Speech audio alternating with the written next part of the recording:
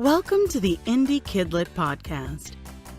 Join Marti Dumas and Elena Page on their quest to help children's and middle grade authors find the right audience and sell more books.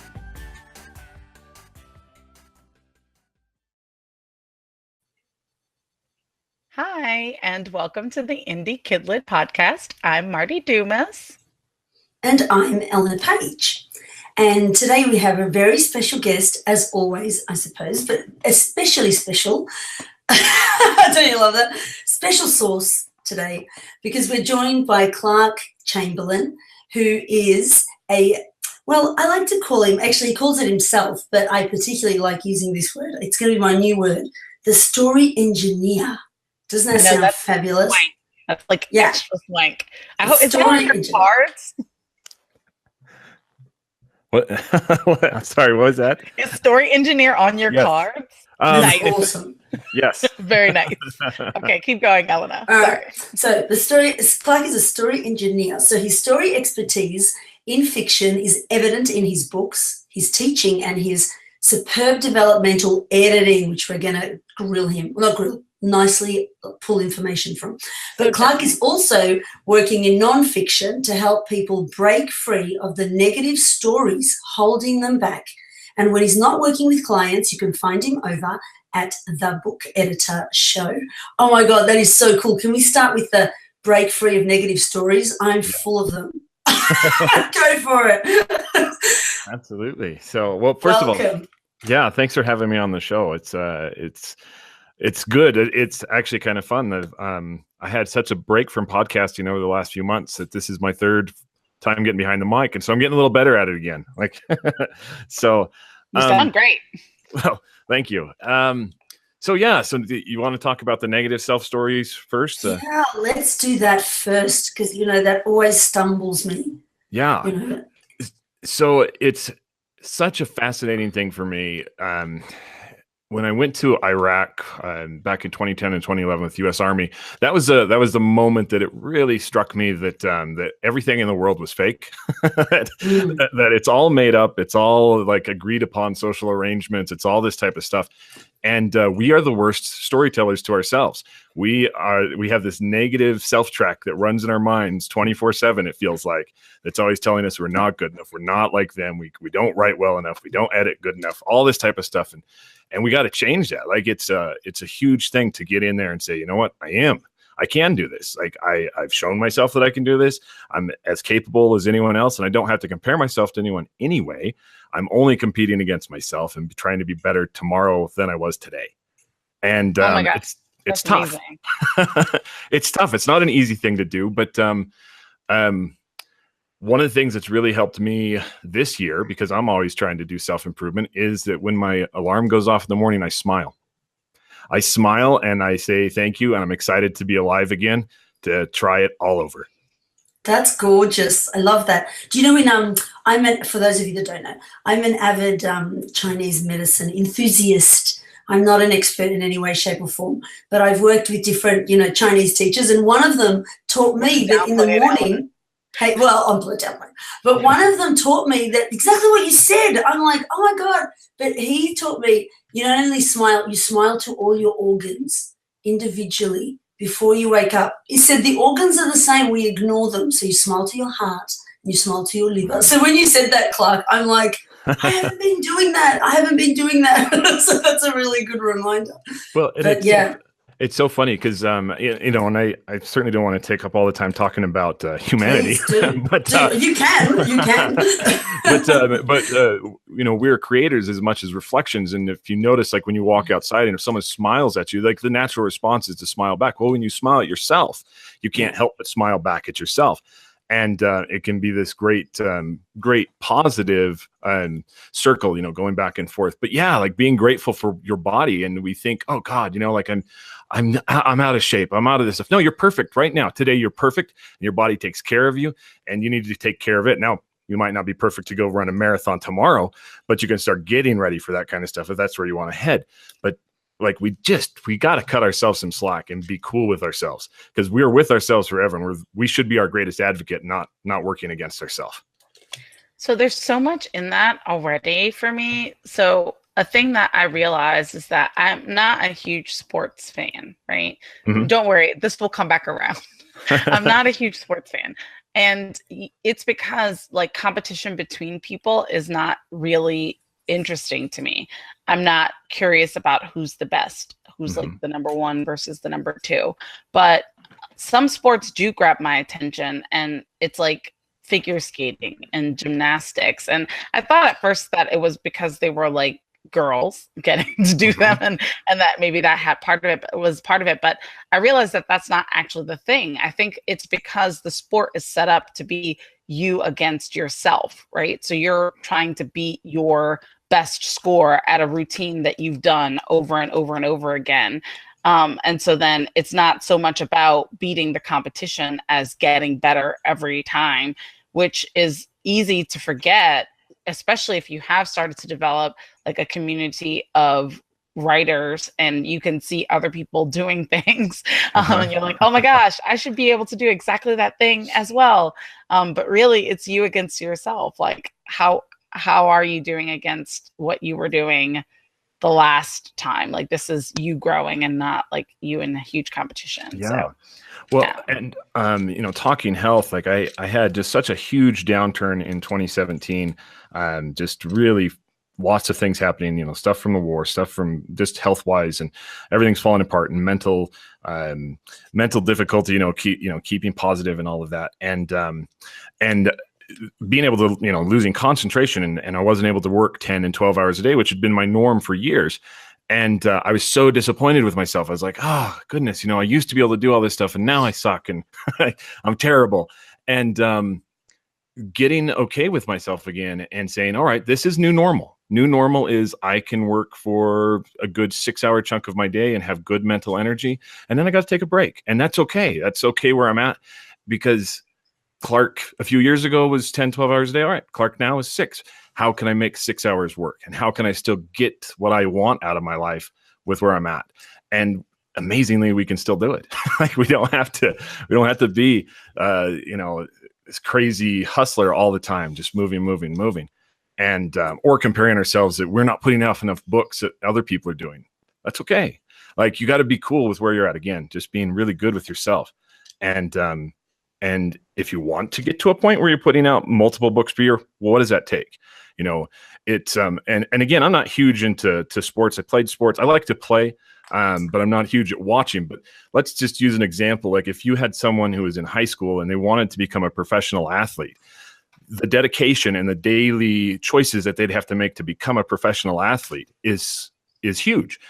And it doesn't happen overnight. You can't say, I'm going to be a pro athlete tomorrow if you haven't put in the years of work that it takes. So if you want to be producing a huge amount of writing and and you're only writing 350 words a day or less, it might take a little bit more time, but it doesn't mean you can't get there. It just depends on if that's where you want to be. And again, competing against yourself. Yeah. Right. Very cool. So how is it that you are helping other people to get to that space? So I do several different things. Of course, I teach at the local college. I've taken part in veteran support groups to help them rewrite their own stories, to rework through issues, trying to find how their worst days were actually their best days, because there's a lot of strength that comes through pain. We just got to realize how to move past it and let stuff go and then build from it. And then also, actually, it'll be starting this next week on my Instagram. I'm doing 1-minute motivational videos. And the whole design is to get people asking questions about themselves and what it is that they really want in life and how they can go after it. I love that. And honestly, I don't think that I even knew that you could do videos on Instagram. Well, they're limited to 1 minute. You can't do longer than 1 minute. So it's been a very it's been an exercise in discipline to cut down my speaking. So wait, hold on. Now I have a side question about that. Okay. And Ellen is like probably going to be giving me the side eye, but do you script them then? So I posted the other day on my Instagram where I was showing, like, I've got these huge whiteboards and like the giant Post-it note things, and I've got them each day written down with the basic idea, and then I just start. And then I look at my clock. If I'm gone over, then I have to reshoot it. I've got to try to cut it down to get down, but it's not scripted in the way that I sit down and write, because I like to free flow with my thought. So I think who it comes are out you more on real. Instagram? Who are you on Instagram? I'm looking you up. So I'm right on the internet. I'm Right Clark. Right is in WRIT. Clark. Perfect. So That's awesome. find I'm me going there. to watch them. That's great. Yeah, it should be a lot of that. fun. Should be a lot of fun. So All Here you right. are. I found you. Ta-ta. Right, Clark on Instagram, stalker. everybody. That's fair. I know I'm an instant stalker. That's awesome because I love the concept of it's small amounts. It's for me, my other life, I am like a healer person. I'm just going to say that again. Thank you, Marty. I'm downplaying myself, but I'm but nevertheless, no matter how much no matter I feel like I know everything. I don't know everything, but I feel like I do. And yet, if you can't apply it, that's the bit where I keep tripping, because we're all normal human beings. It doesn't matter if you used to be a monk or anything, like today, you're in the life you're in, trying to write this story or trying to manage this child or trying to work out all the components of your life. I think it's so good for us all to tap into each other and learn from each other. So I think that's a fantastic way. That was 1 minute Instagrams to just say, Elena, just stay, brilliant. Yeah. So that's fantastic. Well, yeah. And then I think it's good because the attention span on social media is down, of course, because you've got so much stuff coming in. And so I think it could be a good way to just do it and get it out there real quick. And hopefully, because I think that, and that's one of the things, another deal that I notice it holds us back from sharing the stories we want to share in our lives. And whether they're our fiction writing or nonfiction work or just, self-talk, we feel like everyone's already said it or someone has said it better. And so why do we have the gall to think that we have the ability to say it? And amazing thing is there's over 7 billion of us on the earth today. And my voice reaches certain people, and like my message, my voice, what I'm saying is going to have an effect on people and not on others. It's just the same, like those come into me.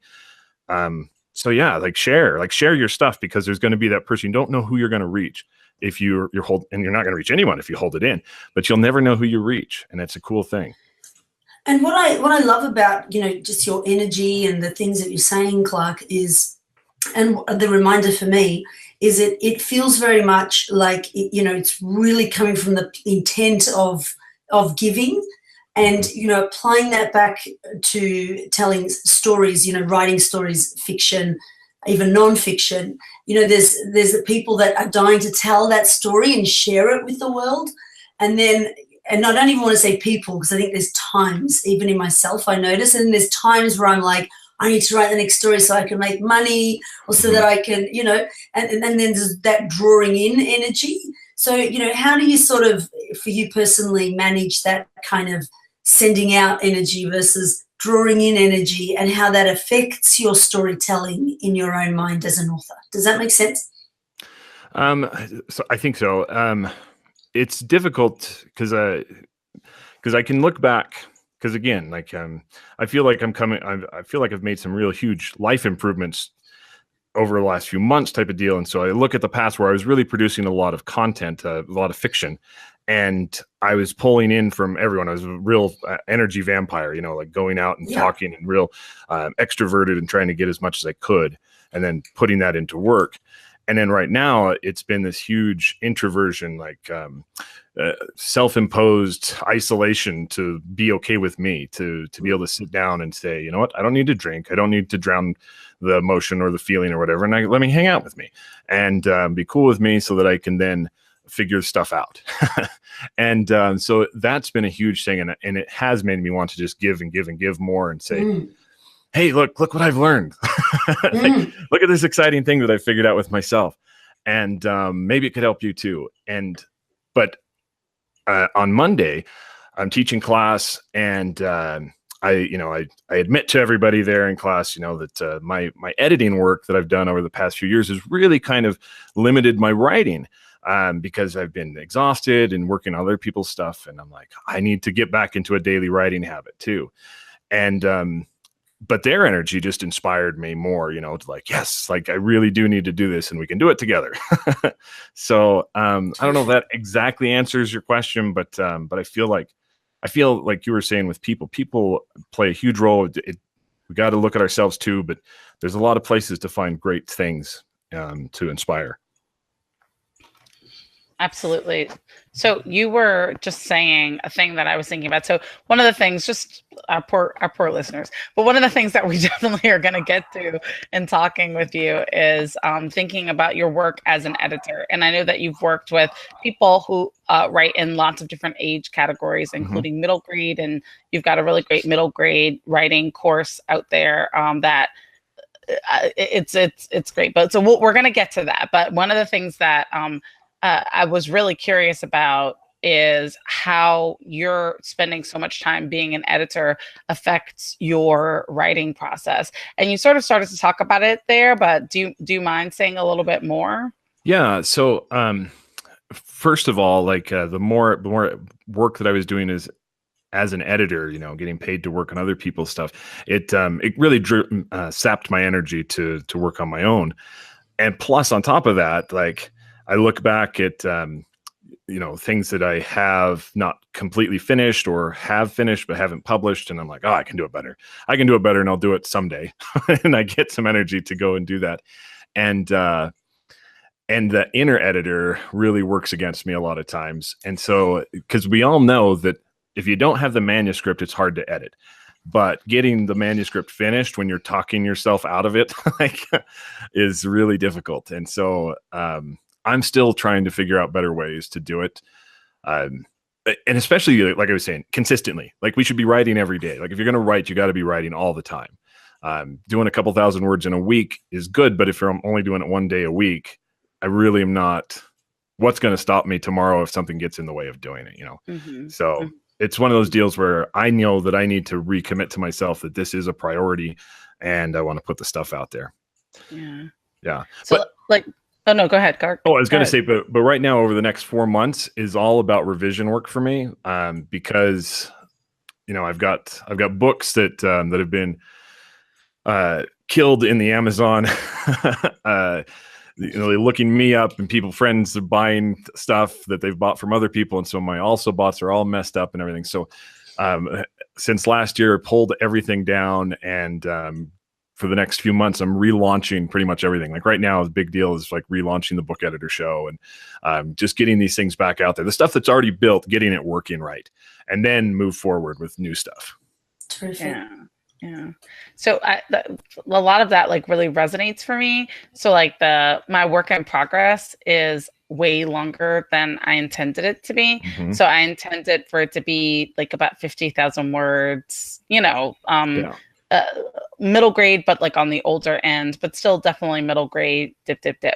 So at this point, like I'm a little more than a third of the way through and at about 85,000 words. And so then, but that's problematic because then what's happening is that I'm trying to like mentally cut things as I go, which makes it less fun to write when I'm sitting down. I'm not just falling into the world. I'm like yelling at myself and, you know, being like, you could do better the whole time. And then the other part is that like editing stuff on the fly, I don't think is a great idea. It's not. Like it's because so then I'm probably making it worse and not better and not having as much fun. Right. So I gotta figure out how to turn off that voice. I got to turn it off. Like it's tough for me to say this is what you should try, but because I'm in the same place. Like, I need to be able to do better with it. But getting into dictation has worked better for me to at least just tell the story and definitely just continually push forward. Because when I am doing it right now, I am getting on and I'm cranking out a couple thousand words at a session, just talking, and I'm not going back and looking at it, and I'm just moving forward. Because once you have the whole thing done, then go back, because you might find the gems in there that you cut or would have cut, you know, that you're like, yeah, that's so. For instance, I find that it's really interesting when I work with an author that there's a lot of stuff that's going on that's just down there in the subconscious level, like connections that they didn't even see. And when you point them out, you're like, oh yeah, that is what I wanted to do. And I didn't even know I was awesome. And, and they are really good. And it's just right there. And so when you go through and cut a bunch of stuff before you've had a chance to look at the whole work, it could be a huge disservice, because you might cut that little piece of subconscious brilliance that you didn't even recognize it was going to be there. Yeah. So that brings me to like wondering about how you work with clients. So if someone came to you and they wanted to like have you be their editor, like what's the process? So first of all, I'm only doing story editing now. So developmental editing or beta read type, going through the work just one time or multiple times if it's a developmental edit. But I'm not doing grammar anymore, because that's an energy sap for me. And I got to make sure that I'm using this limited amount of time I have every day to really bring it. And one of the things that I first do, let's say I'm doing a developmental edit, they send me the book, I read the book, and I start writing questions down. I'm not making any changes or anything. And then I have an interview with them, and we talk for an hour or so, and we go through all of this, because I really want to make sure I'm understanding what it is that they want. Because I don't want to make the book my book. I want to make it the best book that they could have made. It really is that coach mentality of coming in and saying, you've already got this natural talent. Let me help you if you try this and this to make it better. Not come in and change your entire strategy for getting it done. And then I go through and do my developmental edit and start making the suggestions because I have a clear understanding of what it is that they want. And then we work back and forth to just keep improving it. And usually I'll end up doing 3 passes on a book for a developmental edit before I'm done, because I think that's a huge key. If you've got to have conversations with the editor, it's a real partnership. And if it's just you send it over and they send it back with some notes, it's not good enough. You're trying to help the author become better and show what's working, what's not working, and then give real advice on how to improve it.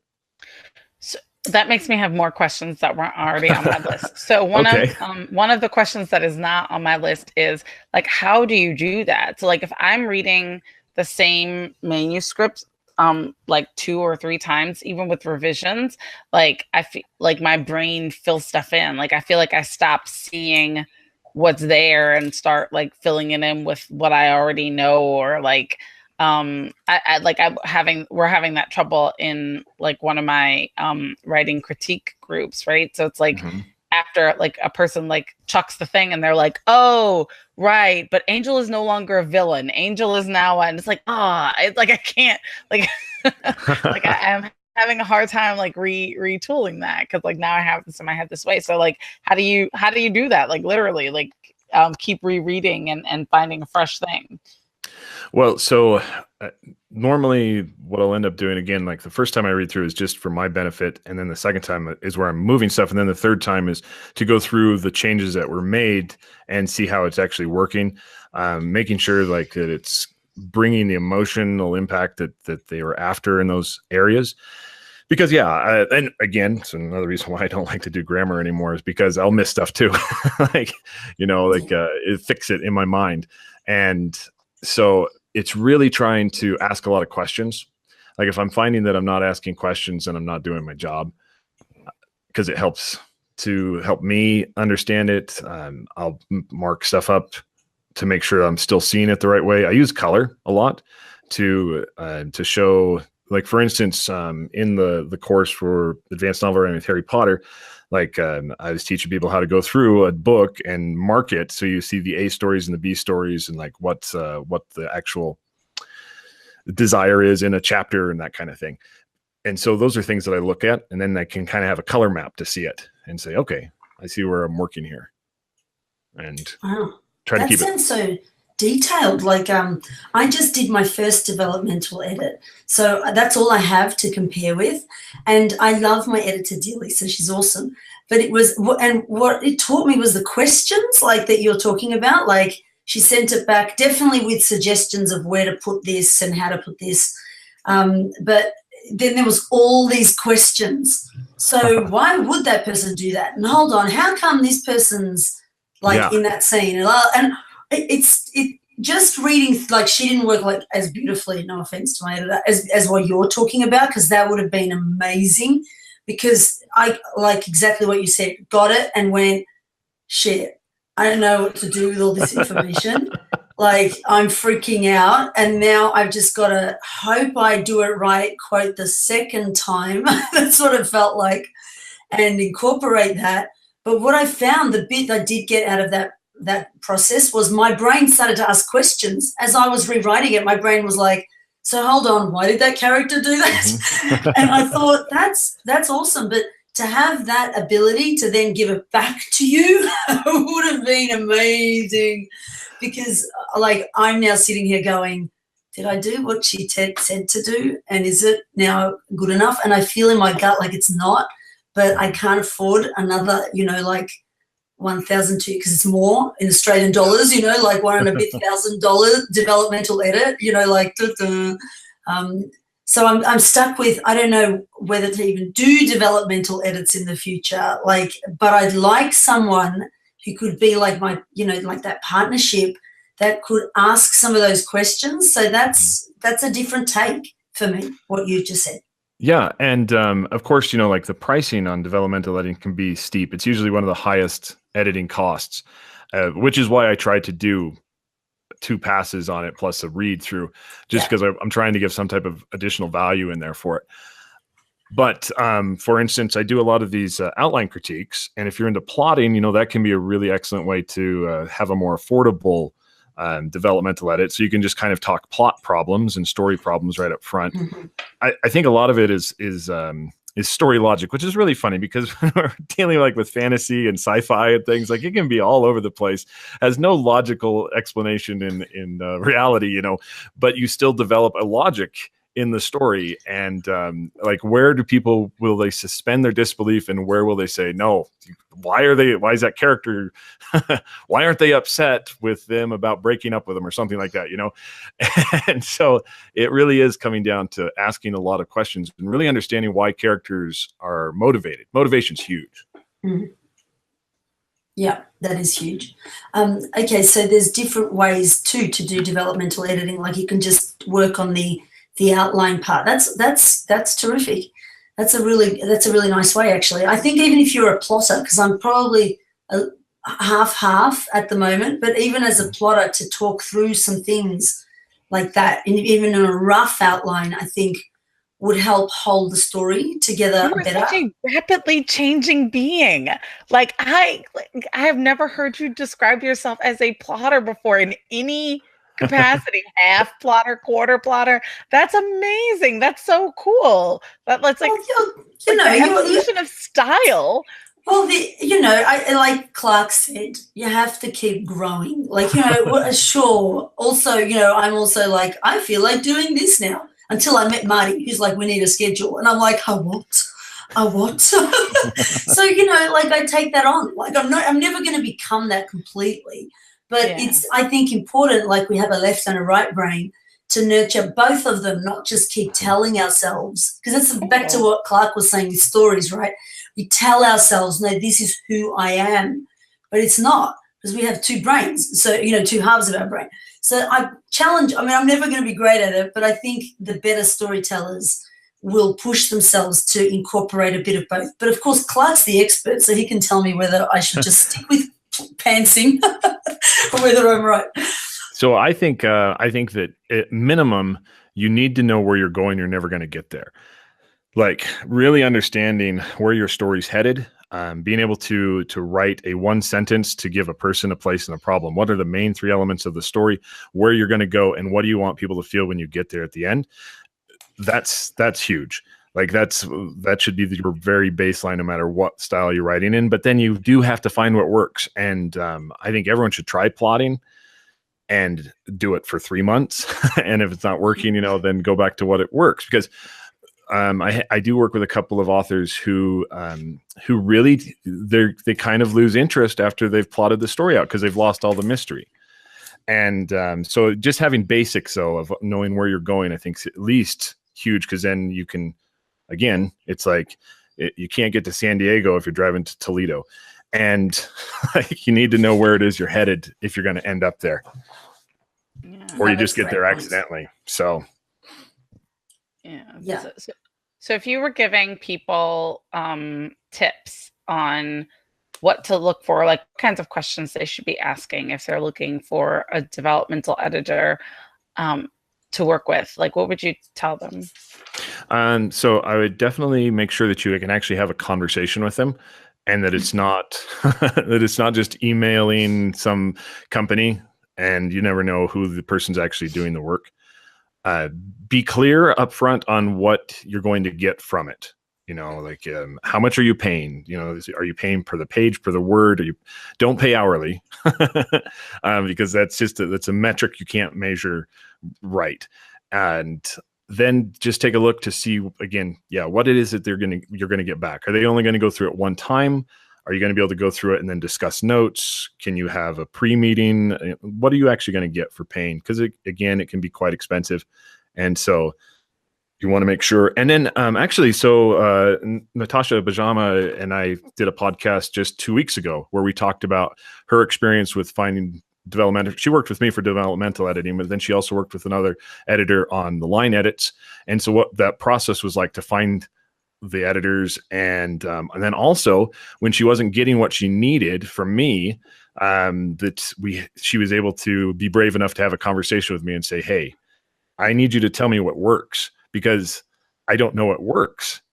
This is my first time going through it. You're showing me what's not working, what is working. And because she's a very clean writer. And so I was just kind of skipping over stuff that I didn't feel like she needed to know. But, like if you need something from your editor, you have to ask for it. And if you're not getting it. That's a great point. Like my counseling clients say that often. They're like, you're so mean. You always tell us the bad things. And I'm like, because that's my job. It's not my job to pick up the good things, but they're like, every so often I'm like, well, be mindful, tell them how they're all so nice. So it's the same thing in developmental editing, right? Like you got to, that's interesting. You got to remind people that this is really well done. Right. Yeah. Like this is really working and this makes me want to turn the page, and this is an interesting character and I like what you're doing in this part. And this is fantastic how you put this sentence together. Like show people what works so that they can keep doing what works. Because like she came back with me to me and said, I don't know what to cut, and because I don't know what's working and I don't know what to leave in because it's not, it's just really needed some understanding on it all. So that's just one example, but maybe it's something else. Maybe your editor's not being clear enough. They're leaving little 1-2 word comments in there and you don't know what that really means. So make sure you really understand what it is that what they're suggesting. So then I should have asked this to you before I asked the last question, but like who needs a developmental editor? Like how do you know if you're in that number? That's a really great question.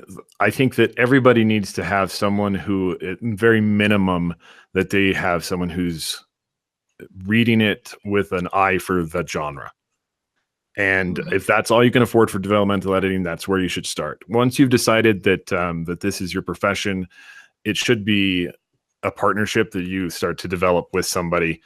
Again, the first time through, like you might need a full developmental edit because you're really trying to understand where you're coming from with story. And the next time, maybe it's just having them go through and do a read, like beta read as an example, to give you notes back on it.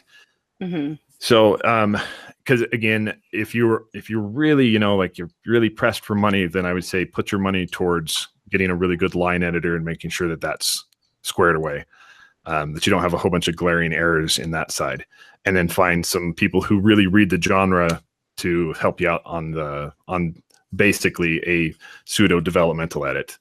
Where they can come through and say, oh, you said it's a mystery, but actually this is not a mystery at all. It's like, this is a thriller or something like that. Because it's really important to make sure that you're giving to the readers what it is that they want. And that can be something that a developmental editor can help with. So, so I think it's a difficult decision if you are trying to do this on the cheap. So like in editor school, right? What do they tell you is the difference between developmental editing, line editing, and copy editing? Because I always feel like I have a really strong handle on that. Like I feel like I know for sure, but then I'm talking with someone or like I'm working with an editor and I feel like I've asked for developmental edits and I feel like I'm getting back what are line edits, which I'm like wholeheartedly uninterested in at that point. So then what are the differences, and like do they cross, like should we be looking at them separately? Like should I be being so like steadfast with the people when I'm like I did not ask you for line edits? Again, going back, like you need to be getting what you ask for from your editor, and if you're asking for developmental edits, that should all be story related edits. That should all be about the power of the story, the power of the characters, making sure that that is connecting right with the genre and the reader. And so that you can have the most power there, because what you want, right, is that, of course, you have marketing that you're paying for advertising, but you want your reader to be your advertiser. You want them to be super excited at the end of the book, and you're not going to do that if you've missed the genre or missed connecting with the age group that you're trying to write to. So, so that should all be story on the developmental side, all story and making sure that it's right. Line edits, I always feel like those are the ones that are going to come through and help rearrange sentence structure, and then do a lot of grammar work. And copy editing, I always kind of see those two as almost the same. And but because in with developmental editing, there's another one that's called substantive editing, and it's about the same. So I just like to kind of have the same, just thinking of them as three. Developmental, someone comes through in the line and you have someone at the very end do a proofread for the last go through to make sure everything's as correct as it can be for grammar. And grammar is like the last thing that I worry about. Like that should, for any writer, that should be the last thing, because if you spend 2 or 3 of your days like editing or for grammar on this chapter, and then you find out at the end, oh, I got to cut the chapter because it doesn't work with the story. Wow, what a waste of your time. So that should be the last thing. Get the story all in place before you start worrying about the grammar. The fussy details. Yeah. Exactly. Yeah. So, but does that answer the question on that? With the no, definitely. And I also feel like, thank goodness, I still feel like I'm right. You're right, Marti. You're right. You're always right. You know that. No, I'm not always right, but I feel like I was right about that. Okay. All right. So I'm dying to ask about the advanced novel writing with Harry Potter. Am I allowed to change gears? Is it time? Can I ask about it? And I think it's not for middle grade. I haven't done the course, but I would argue it's not for middle grade writers. I think it's for all writers, because she did sort of, age her character, did she not? Yes. Is that right, Clark? Good. Yeah. Tell us a little bit about, what I loved. I haven't bought it, so yet. Do you like my yet? Because, and not because I wanted you to sell it to me online, because we're not that sort of podcast, of course. But I could just tell there was so much amazing information in there about how to write story well. Like that for me, correct me if I'm wrong, is how it really comes across. I think it's probably for all genres. So tell us a bit about some of the nuggets in there. So the whole thing that got me to teach this class for the first time at the college and then put it online was the fact that in every single writing class, that always seemed to be 70% of the conversation seemed to surround Harry Potter, because everyone has read it, or not everyone, but the majority of the students had read it, and it is a very good storytelling technique. And so I thought, you know what, let me go through and let me actually break it down and show people why the book works and what's taking place in it. So there's over 17 lessons in the course, because there's 17 chapters. And then I do breakout sessions. For instance, actually today I was recording the podcast for the Book Editor Show and was going to talk about point of view. And then I was like, you know what, why talk about point of view? I've got an entire section on point of view in there. And so I just actually attached part of the course in there. So if you want to listen to it, it's up right now. And you can hear one of the parts. And that's what I do, like really breaking it down and showing, okay, so this is what's working, what's going on with her point of view. And she messes up sometimes too. And I'm not afraid to point out what's not, where her little slips are at. And I think that's actually good to show us that we can always still improve. And going through again, yes, it's not about fantasy on its own. It's not about middle grade on its own. It's about how you can use these things to put it into any genre to actually engage more with your readers and why something is working. Because that connected across all kinds of age groups, which is pretty awesome. And it's such a good book to go through and show these major points and how things can work. And especially if you're wanting to do series, her use of the openings and the closes to help, and then the school year to help people feel the same. Because book 7 is always the one that feels a little different because it doesn't follow the same layout, because people want to go back to a book and have it be the same but different. And so she did that really well through the first 6 books. But there's just so much to it. I mean, so I love being able to go through and show you, here's how B stories are working. Here's how A stories are working. Here's characters. This is how to set up promises for your reader, how to, meet readers' expectations. Like, it's something that's not noticed, but she uses third person omniscient point of view for the first chapter. And that gives herself an ability to, because most of it's all third limited, gives herself the ability to go back in some of those other books and jump into other people's stories. And if she hadn't done that right up front, then she'd be breaking her own rules. Yeah, people would have been like, "What's this? Why are we here now? It should be with Perry." But anyway, yeah, you have to set up expectations and rules right up front, and so it's fun to see it. It's a great demonstrate it. Yeah, that's great. And so then, would you say that this is who would you say this course is for? So, I mean, using your best marketer hat, right? Not because you're trying to market it, but just because it's easier to understand that way. Is this course for people who maybe are at a stage in their writing when they feel like they're ready for a developmental editor, but want to make sure they're getting the most out of it? Is it for people who are maybe about to write their first longer form story? Is it for people who is this for? Yeah, so I would definitely say that if you have only done short stories up until the point in your writing, that's a great way to step into really understanding how a novel is constructed, what the working parts are, and how to effectively put it into action.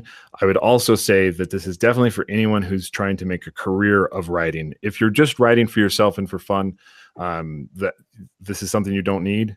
If this is something that you're trying to do to make a living at, this is a great demonstration of how to write commercially, because they're different ideas.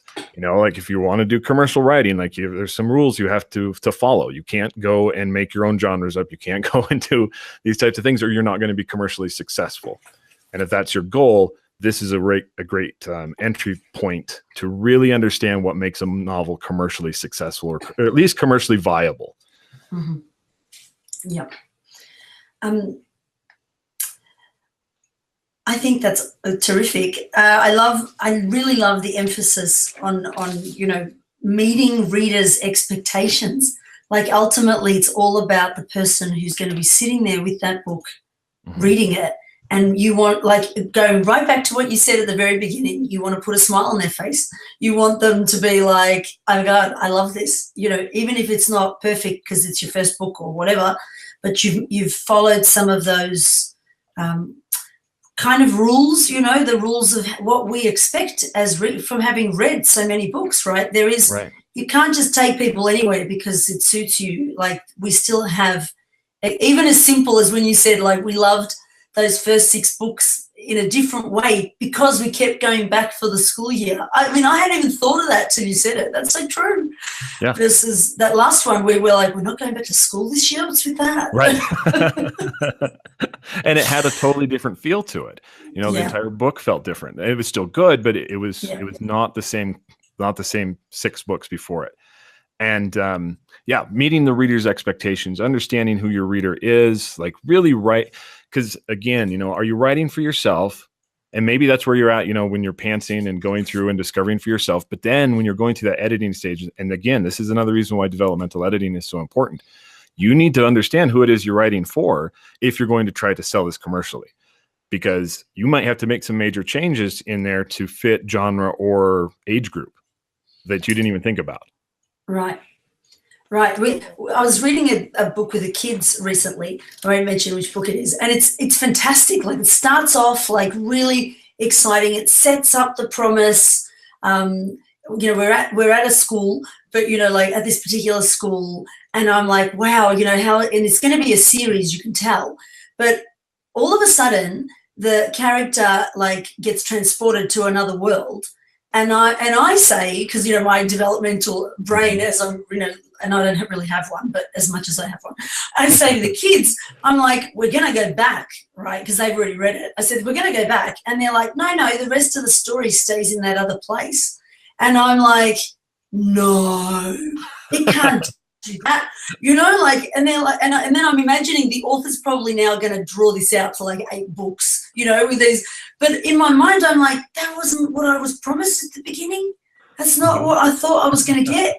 And the kids seem to roll with it better than I did. But I'm like, what is that? Am I right? Am I wrong? Like, I can't tell, is it still a good story? Like, is it not a good story? Why did I feel that way when I was reading that? Like, tell me, is it all come back to the expectations thing? Yeah, because so your kids have an easier time to roll with it because they don't have as much expectation for how a story is told. Okay. And so it's like my son, Jonah, he's 15 and he's really into watching anime, and we've watched it together for a lot of years and reading this, and they use a 4-act structure it's not an American 3-act structure at all. Like, it's very different. And so when he writes in that way, and it's not meeting the Western idea that that some people have. And so, yeah, they can roll with it easier. And I think, is it good writing? Is it bad writing? That's such an individual question, right? Because yes, you can find the right audience for anything, but it just might be really small. So we've talked about this concept a lot. Well, by the way, we're getting close to like the end of our time. So Elena, you're get your like last one pull out question ready while I'm doing this one. So but I think that a thing that we've ended up talking about with a lot of the people that we've been lucky to have on the podcast is this idea of knowing who you're talking to and why you're talking to them. Like, that's come up with people who are really good at marketing. That's come up with people who are good at selling in person, or people who are good at selling online, people who have like good product descriptions. Like, it always seems to come back to knowing who you're talking to and why you're talking to them. So like, what is it that you tell people? Like, how do you help people figure that part out? Because I feel like a lot of times, like when I'm in writers groups, like I end up saying that a lot, and it's totally not my line. It's a line that I've gotten from like other people from around, but like it'll be maybe if it's like one of the children's book writers groups, like maybe it'll be a thing that's like really very wordy and structured like a chapter book, but the person is saying that they want it to be a picture book. And I'm like, dude, it's going to be the world's most boring picture book. Like, everybody is going to be like, oh my gosh, when do I get to turn the page? Because in a picture book, turning the page is a thing, right? Like, getting excited about turning on the page is the thing. So then like, if I'm like 20 minutes reading this one page, like but then that's like ends up being so, and some of them are like, well, I know that my nephew will really like this, and he's into books like this. And so then I'm like, okay, cool. So then like, who you're like little niche market is, like who your audience is. And if it doesn't expand much beyond that, then it's not problematic to you. But like, when you're talking to clients or people that you're coaching, whether or not they're paying you, I guess, what do you say to people about like finding who they're talking to? So if first of all, I ask them who they think they're talking to, because that's a good start point. I look at who their protagonist is, because our protagonist can usually be molded after our core reader, or vice versa. And then I start really breaking that down to make sure that they know what it is that they're trying to do with it. Again, they think they're writing for, and it's the worst with people who are writing adult work, because they say, I'm writing for the age group between 26 and 65.